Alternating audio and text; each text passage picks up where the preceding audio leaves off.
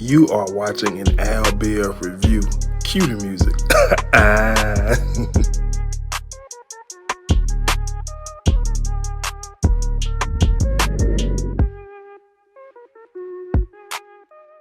What's going on, guys? You know the vibes. Happy Tuesday. I'm here with the Love and Hip Hop Hollywood part 2 of 3 review, recap, discussion.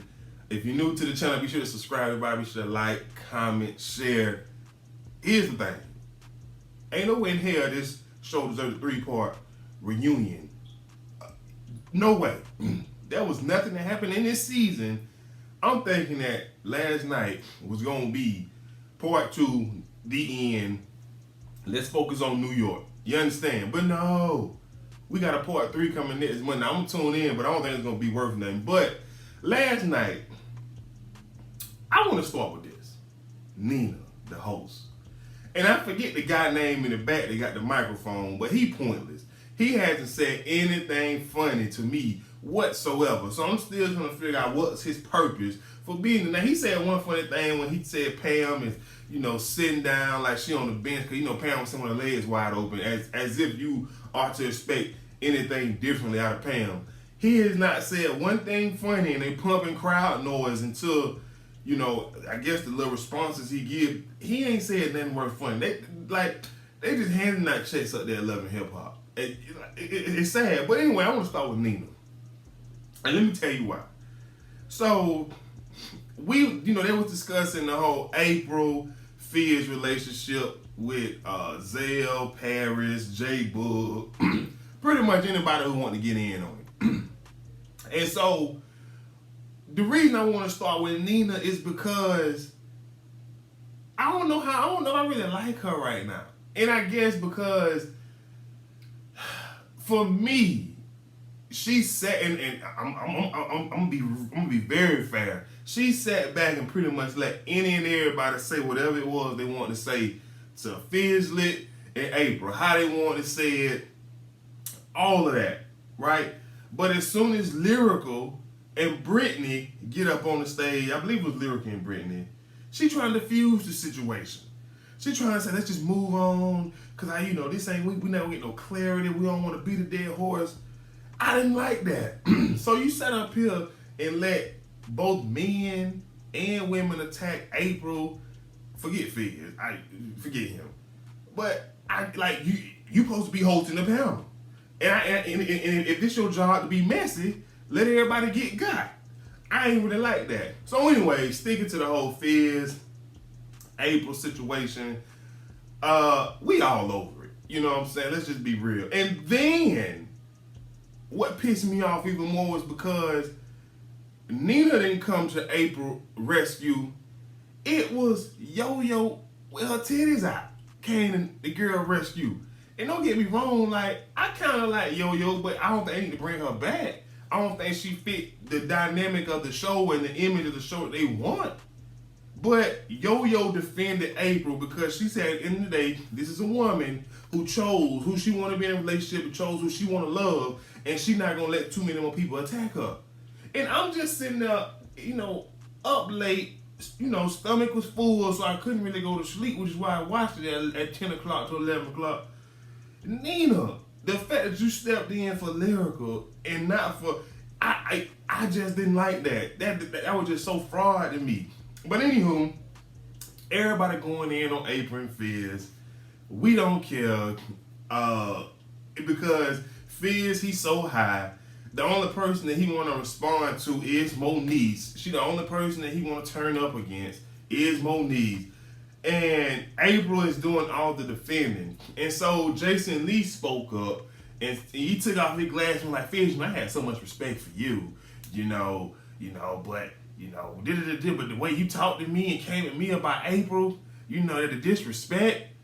No, and they showed the clip. Fizz ain't do nothing but tell Jason Lee as he was walking out, I doubt he'd add, you clown, man, F you.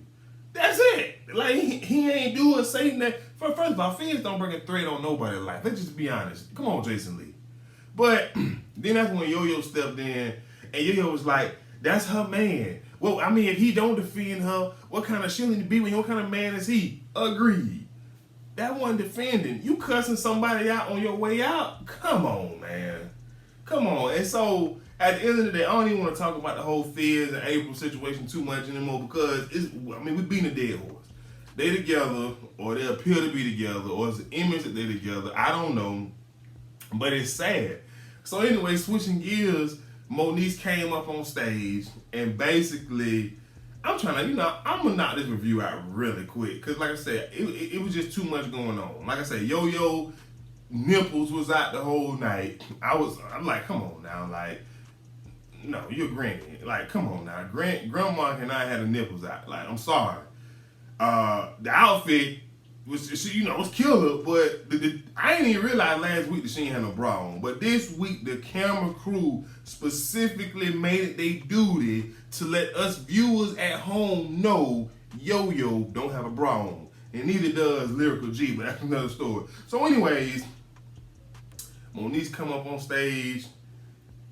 Fizz, look, that's all I want to say about this. You know what I'm saying? Moneice talked about, her depression, her mental health issues, and how she don't really have the support of Fizz on weeks when it's her turn to keep calm, and Fizz go out on there and say, well, if you're not capable, then give me full custody, and when you get back capable, I'll give him back to you. And so Booby is a real dude for saying what he said. He said, what does full custody have to do with you stepping in your son's life when you see that his mother is having issues? And basically Fizz said, when it's her week, it's her week. Don't call me. Unless you give me full custody, I have nothing to do with that. And Moneice's fear is that if she was to give him full custody, that he wouldn't give her back. Give the boy back. And they have split custody right now. And truth be told, don't nobody in that, the fact that people was clapping, that had to be a edit in where they edited in some crowd noise. The fact that people was clapping when Fizz said that he would give Moneice back custody of their son, nobody believes that. The fact that he went on national TV and said, if you're not capable of being a mother, give me full custody. And I'm just like, he does not want to work with Moneice on co-parenting. He wants to dog Moneice and make Moneice feel as though she's incapable and incapable of being mentally stable enough to actually be the mother to her child that she desires to be. That's his only goal. That's why April is sitting by his side, cheering him on. And I ain't gonna need too much talk about the whole situation where April is talking about you care that we together, and like, we do not have enough energy to go back and forth between Fizz and April relationship and who cares and who don't care. The bottom line is, when it comes to Fizz being a father, it's hard for me to sit down and say that he is a great father, because I feel sorry for the little boy, because one of these days, I don't know how old the little boy is, I don't know if he go to public or private school, but if he was to sit down and watch clips of Love and Hip Hop and see how his father diminished and devalue his mother, I don't think that little boy gonna like Fizz when he get older and actually start to, become himself.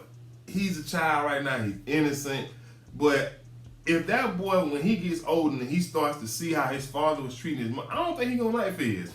I truly don't. So anyways, moving on, that's that. Brittany B, Lyrical, and Sia, they had a scene. Bottom line is this, I'm disappointed because it's so true, but I'm so disappointed and upset that Lyrical actually knows that she the reason that Brittany B is on the show. It irritates my soul because Lyrical already has an attitude that's higher than mighty. You understand what I'm saying? Holier than thou and all, the sayings.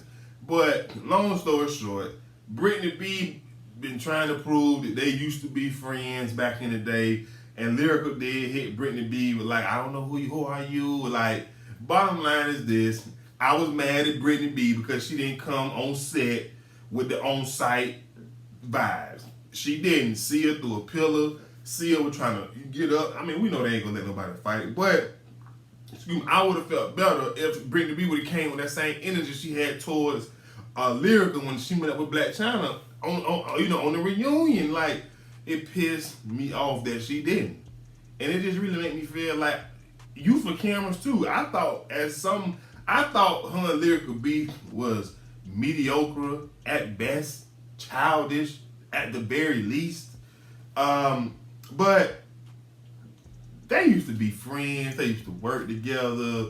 You know, Brittany B is, I guess she's a pretty good songwriter. She's a demo singer. I don't know. They all jealous of each other, if you ask me, because neither one of them is, at least to my knowledge, I don't have an Instagram. I don't follow none of these people outside of when the show is being aired, but neither three who, you know, really living the life. I mean, Lyrical, I don't know if Lyrical has had a hit. I didn't know who Lyrical was until I started watching the show. They said she would do some singing for Disney, but you know, they are, to me, all three of them jealous of each other. It's aggravating. Let's not bring Saya, Sia, and Brittany B back next season. Let's just not. So anyways, enough of that. Moving on to Ray J Prince. I can't believe they even gave this a whole a scene, but Ray J had to, talk about the whole situation with him going to Vegas and Princess being mad and, all of that good stuff. But look, let's be honest. I'm not celebrating my child's birthday for an entire week. I don't care how wealthy I am. I don't care about none of that. I truly don't, because in my mind, you know what I'm saying, it just makes zero sense. Like, it was her first birthday, a birthday that she not gonna remember. I know we're gonna have pictures and they're gonna be on social media and things of that nature, but let's be serious here. I don't remember my first birthday party. And if it was celebrated for a week, I wouldn't even remember. But saying all that to say, that pissed me off that they gave Ray J and Princess a dog scene and Princess was upset. So anyways, moving on, last but not least, Zell, Paris, and Brittany B was on stage talking about the trip to Vegas. And long story short, let's be real, Zell turned up, and even still to this day, there's not a man on this cast that's willing to stand up to Zell, which kind of makes me think he can either fight or he'll shoot. Because I agree with what the girl named Brittany B said, that Zell is very aggressive, disrespectful, and threatening towards women. And I get it completely. Zell has no reason, no right to be coming at a woman the way he do. I don't care if he come at the woman for Paris. That's just neither here nor there. I'm sorry. Now, maybe if Zell was Mr. Ray, I would feel just a slightly bit different. But Zell, Zell is very aggressive and disrespectful and threatening toward women. And Paris, she claims she want to fight Brittany B so bad, telling Brittany B to give her the same energy. I wish you talked to me and tried me like you did Lyrical. Like, look, please don't bring them back next season. Do like Love and Hip Hop New York did. Revamp pretty much the whole cast. We don't have time for this. Don't nobody want to see Paris fight. We tired of Zell. Don't get me wrong. Zell was entertaining when it came to the Fizz and April storyline. Don't get me wrong. But that's it. Zell beefing with women, I'm just not here for it. Because like I said, if him and Paris are that close to where he feel like he need to fight her battles, whether it's with a male or where was he when her and K. Michelle was going through? Like, come on now. But long story short, I can't believe they trying to stay at 3 episodes. Then K. Michelle scared herself sitting at home in LA. I thought she was supposed to be in Atlanta. They asking her about her IVF situation, and she talking about the girl was ghetto and all this.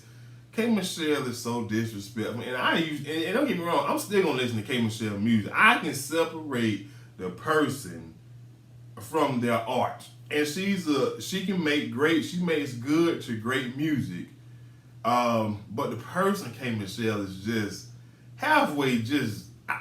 I couldn't deal with it on a daily basis. She's too much, but she's not for me to deal with. You understand what I'm saying? But she didn't have to say that about that girl. Like, I get it. But you got to understand, you chose this girl from your hometown. You probably know she was coming with a baby daddy that's, trying to come up. She from the hood. She from Memphis. What do you expect? They want their bread, but she finishing up her IVF, whatever. She still trying to do that. She still talking about making music and this and that. Like, bruh, this whole cast got to go, y'all. Like, look. I just don't. I don't even have no energy talking about this junk because, like I said, it's not worthy of a 3. They did too much this season with Love and Hip Hop Hollywood. I'm pretty sure next season they'll scale it back. If I miss anything that worth meaningful, I know I didn't talk about Moneice trying to get up and put them hands on Fizz because I believe Fizz will hit Moneice back. He wouldn't hit a man back, but he'll hit Moneice, and that's the sad part. But if I left out anything, y'all let me know in the comment section below. If you're new, subscribe, like, share, comment. Happy Tuesday, the vibes. Happy holidays on the way. Peace.